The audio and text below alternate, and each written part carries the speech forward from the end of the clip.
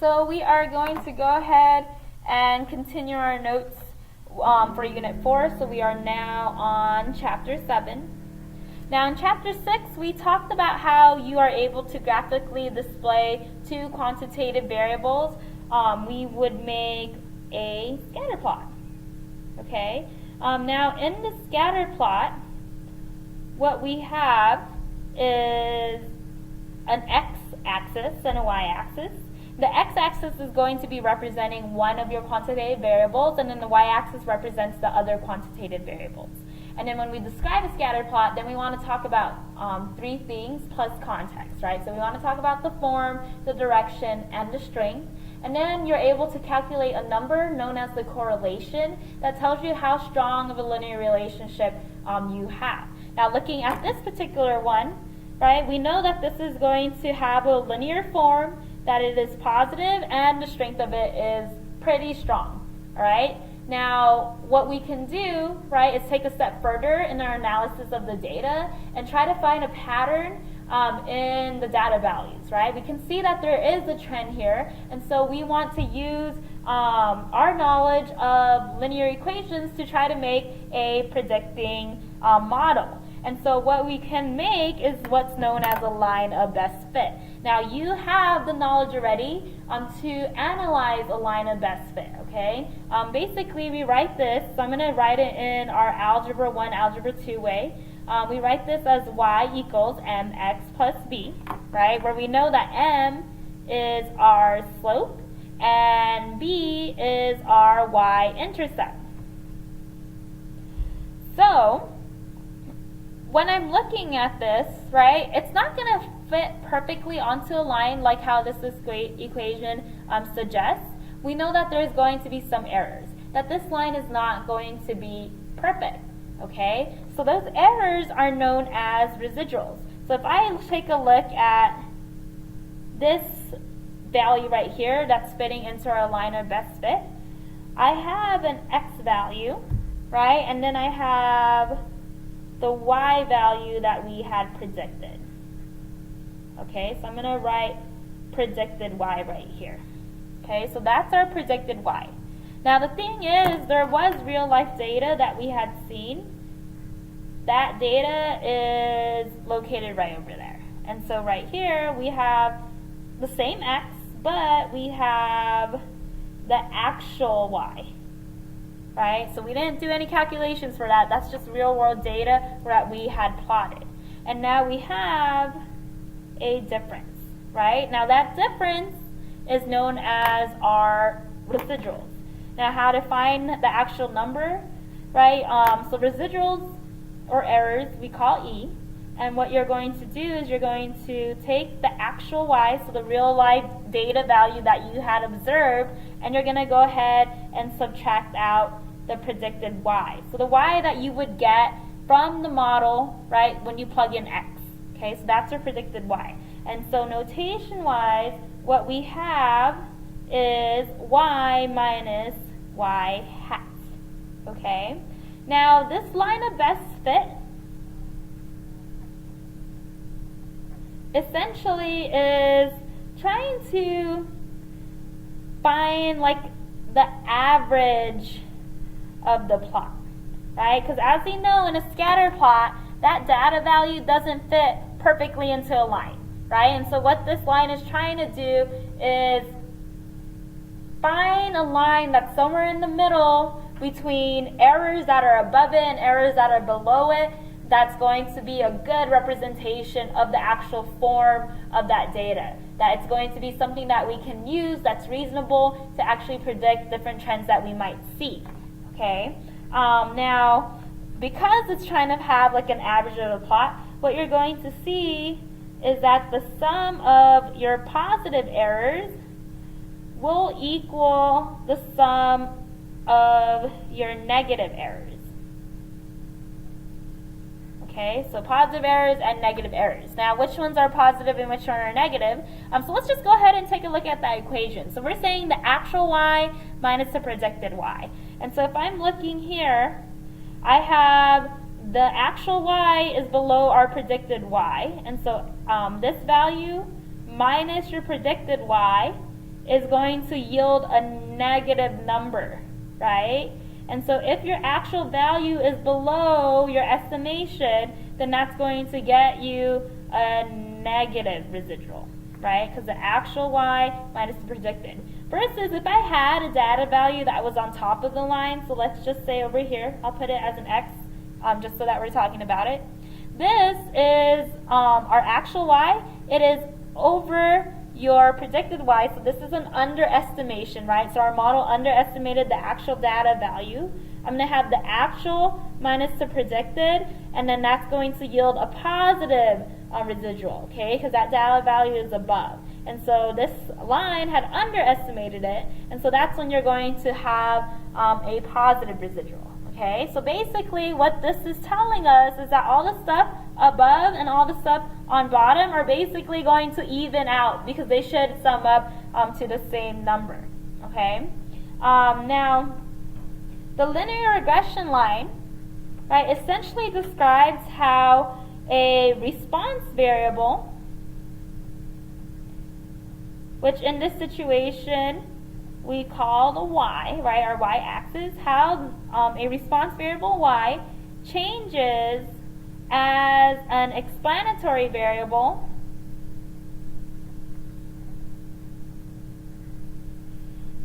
which in our situation is x, changes. Okay, so we are now trying to find a trend, right? How is y changing as x changes, all right? So we use this to specifically predict the value of y, so whatever that variable is, for any given value of x. Okay, so our input is x, y is going to be our output for this equation. And so, for example, we can say that height, right, as height increases, your arm span is probably going to increase. And let's say we had different examples of that, right, but we don't have every single height that's available. But if I made a linear regression model, I can now put any x that I want, and then I can give you a good idea of what we might think the arm span would be. Okay, so that's why we would want to be able to run a linear regression. All right. Now, the most accurate regression line is known as the least squared or least squares regression line. Okay, you might see it referred to as the LSR line, or we just got super lazy, or I got super lazy, and then I just sometimes call it the SRL line, right? So least squares regression line. Okay, basically what this does, it minimizes the errors square of each of your y values. Okay, and so that's us trying to make sure that we find the best fit line where it has like an equal amount of underestimates, right? So we have values that are above and an equal amount of overestimates, so values that are below, right? We want to keep that balance. So it's basically, again, trying to find that average of the plot, okay? Now the actual form. So we are extremely familiar with y equals mx plus b. We have a slightly different notation, all right? So we write y hat is equal to b sub o plus b sub 1 times x.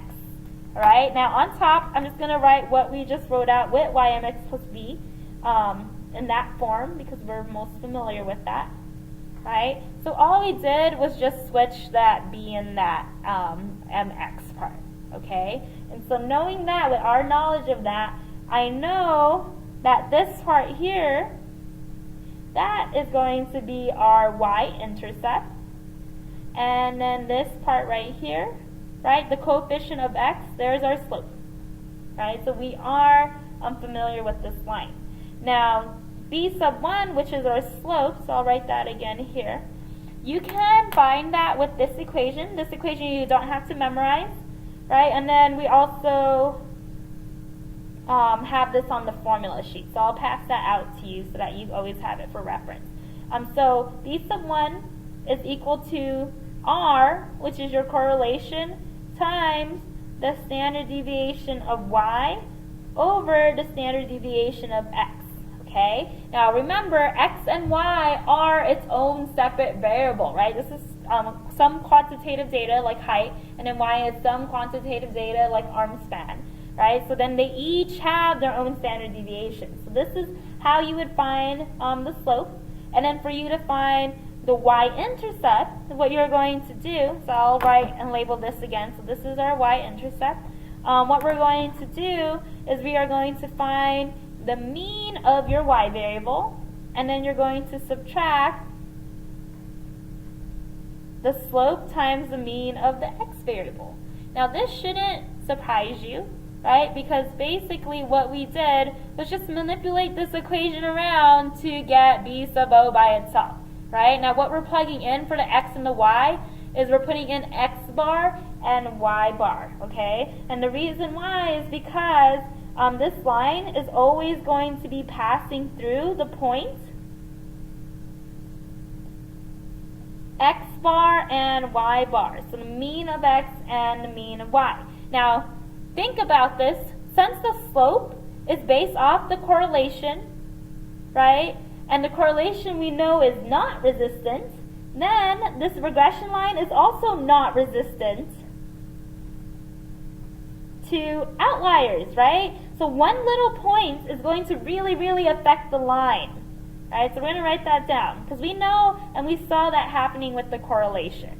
Right? So outliers affect the line a lot. So we got to be really careful when we're trying to look at the trend in two variables, right? When we're trying to look at the trend at the scatter plot and try to make a line, a least squares regression line, we just want to be mindful of their, if there were any outliers and that kind of thing.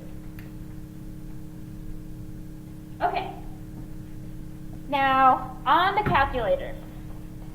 So, we sometimes have a scatter plot given to us. Sometimes we have data given to us. So I'm going to start by giving directions on how to make a scatter plot, and then we are going to be covering that in class.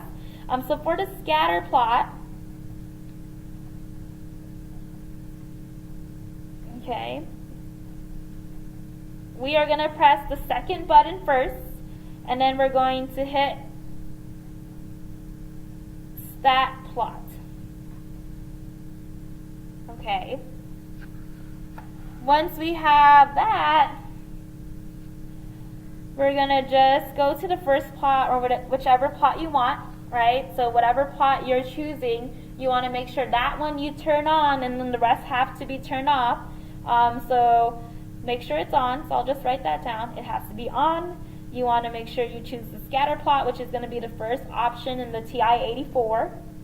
And then your X list is going to be L sub 1, your Y list will be L sub 2, and then you are just going to go ahead and hit zoom, right, the zoom button, and then you will select 9, okay, and 9 is going to be zoom stat. So now I actually want to look at the stat plot. So you made a scatter plot. Now before you go through this whole process, you actually have to put your data in, right? So you want to go back to your list and put in your values for list 1 and then your values for list 2.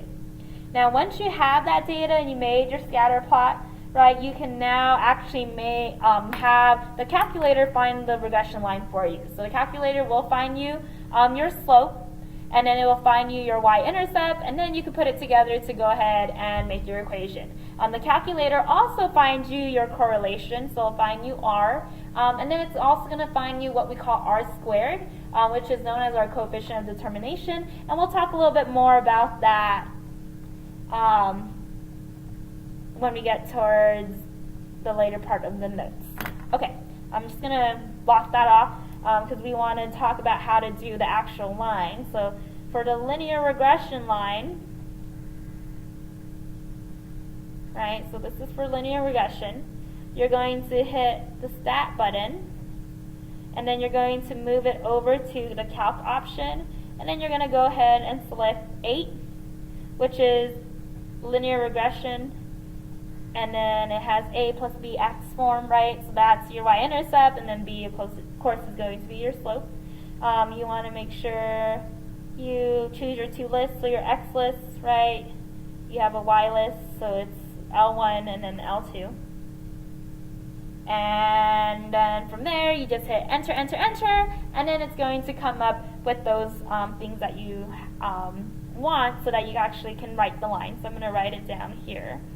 So we have, just putting a star, we are going to get B sub 1, and we're going to get B sub 0, right? And then you will have R and then R squared, okay, which is actually going to be important. So that's what's going to pop up for you, and then you can write an equation. Okay, so let's actually go ahead and do an example together, okay? I know you don't have your calculator on you, but if you just follow along, and then in class, we're going to actually do another one together. Okay, so what we have. So we have some data given to us, okay? So we have destination for different airlines, or for different flights. It has the distance and then the amount it costs, okay? And so the two quantitative variables that we're looking at is distance and airfare, all right? So there I'm going to make distance my explanatory variable, and then I will make airfare be my response variable. Now the first thing I want to do is create a scatter plot of distance versus airfare, and I want to draw it. And then from there, we're going to describe the form, direction, and strength, and then talk about whether or not there appears to be any outliers. Okay, and so this is where the calculator comes in. So I just turn on the calculator. For me to get to the list, right, I have to hit stat, and then I'm going to go ahead and hit edit, and then I have my list. Now I have a bunch of stuff on here, so what I'm going to do is I'm going to go to the top and have it highlight the list name and just hit clear and enter, and then that's going to disappear. Same thing here, clear and enter, that's going to disappear, and then this is clear and enter, and then that disappears. Perfect. So now I have all of this blank, and I'm ready to input data. And so on list 1, I'm going to go ahead and put in my x variable, which is distance.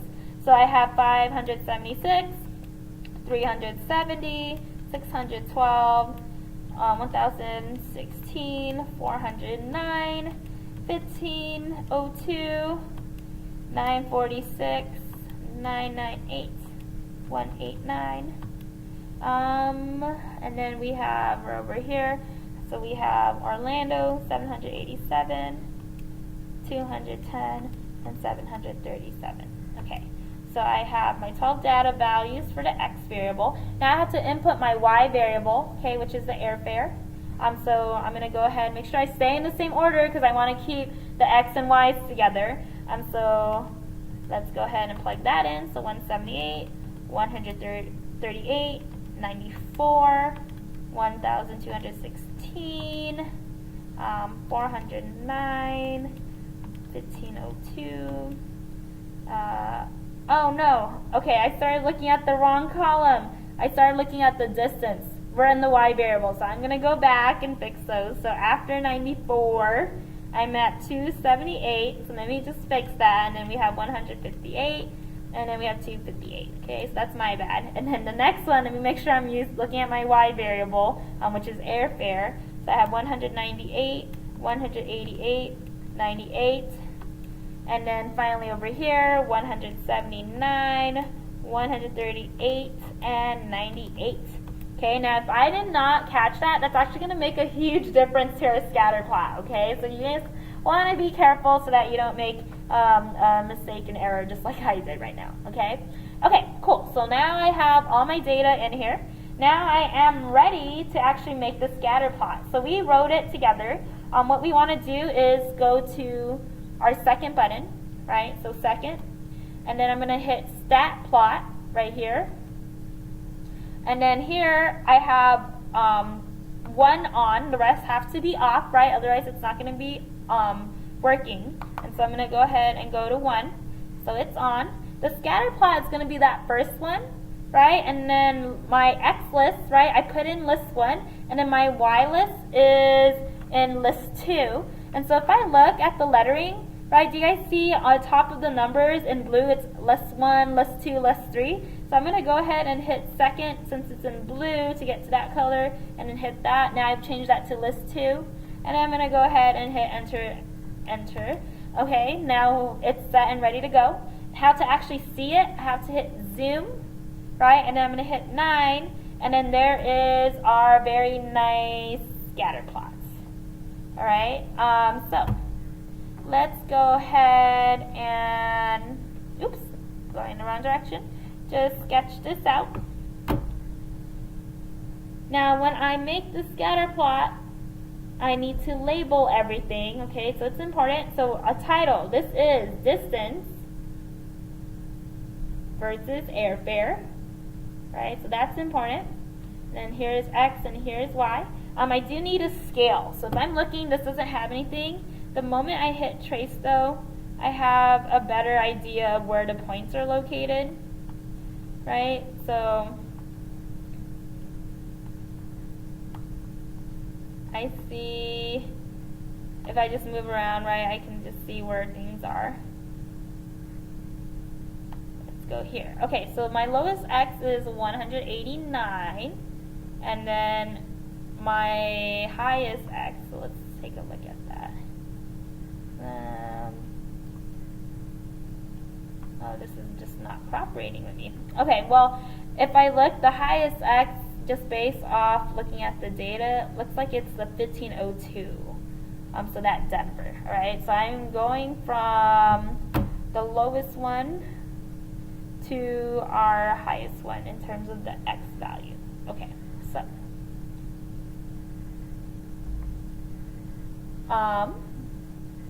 distance versus airfare. X is distance. And I don't see any units. If I had units, then I would put it in parentheses. And then we have airfare, and this is probably in dollars. Alright, so I'll put dollars. And then let's go ahead and just sketch out the scatter plot. So this would be where 0 would be, but because we don't really start at 0, right? We don't see it. We're going to just go ahead and call that 0, and then I'm going to go by 1, 2, 3, hundreds. 100, actually 150. And then, yeah, so it's just a sketch. So 150, 300, 450, and then 600, 750, and then we are 750 plus 150, we're at 900. Oh, I made this too small. Oh my god. Yeah, so this is not looking pretty. Okay, here we go. So we have 900, and then this would be 900, 1050, and then 1200, and then we know we have to go all the way to 1500. So then 1350, and then 1500. Okay, something like that. Okay, and then we are going to just have some scales here. So the lowest fare looks like $94, right? So I'll start this at 0, and then the highest one is like 200. So maybe I'll just do it by 25. Up to you guys. So let's do it by 50 so that we don't have to do as much. But now it's going to be a little squished together, so then that's going to be okay. 50, and then 100, 150, 200, and we're at 250, and then 300. Oh, the highest fare, 258, maybe 278. Okay, so I think that was a good scale. Now let's go ahead and sketch it out. Now I'm going to somewhat go back to that first data value we had, which was at 189, so that starts about here, right? 189 miles, and that was about $98, so we will start right about there. And then I'm just going to go ahead and sketch this out as best as I can. Again, it is just a sketch, so it's okay if it's a little off. We just want to see what it looks like. Alright, so we have that. And we have some that's going down here. Okay. Oh, this should have spread out. Okay, a little bit more spread out, but I'm going to forgive myself because we have our calculator to take a look at it. Alright, okay, so we want to now go ahead and